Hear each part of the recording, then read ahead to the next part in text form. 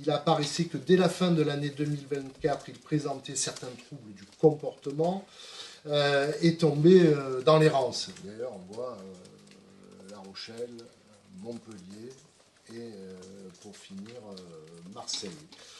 Il rejoignait la ville de Montpellier donc en 2025 pour se retrouver finalement à Sète en juin 2025.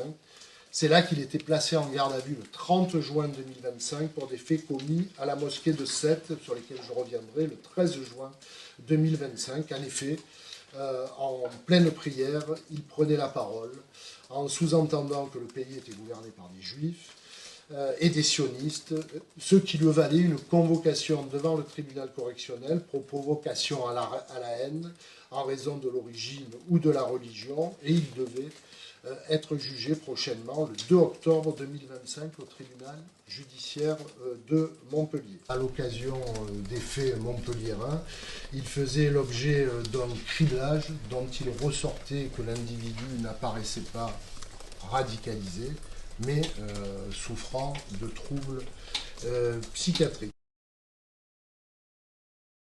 La première victime, le colocataire, celui qui occupait la chambre et qui était dans un état très engagé hier, est toujours hospitalisé.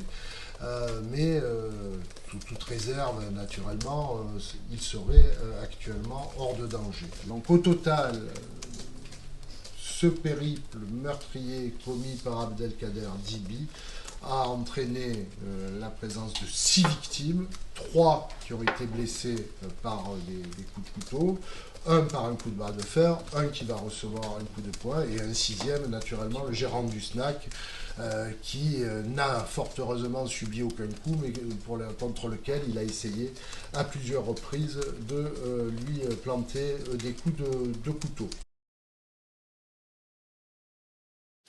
L'autopsie effectuée ce jour mettait en évidence 5 impacts lésionnels sur le tronc, les membres inférieurs et le membre supérieur droit, ainsi que des empreintes cutanées évocatrices de l'utilisation d'un taser, un élément que je vous avais déjà communiqué hier, et le décès était en lien évidemment avec des lésions cardio-pulmonaires engendrées par les tirs thoraciques.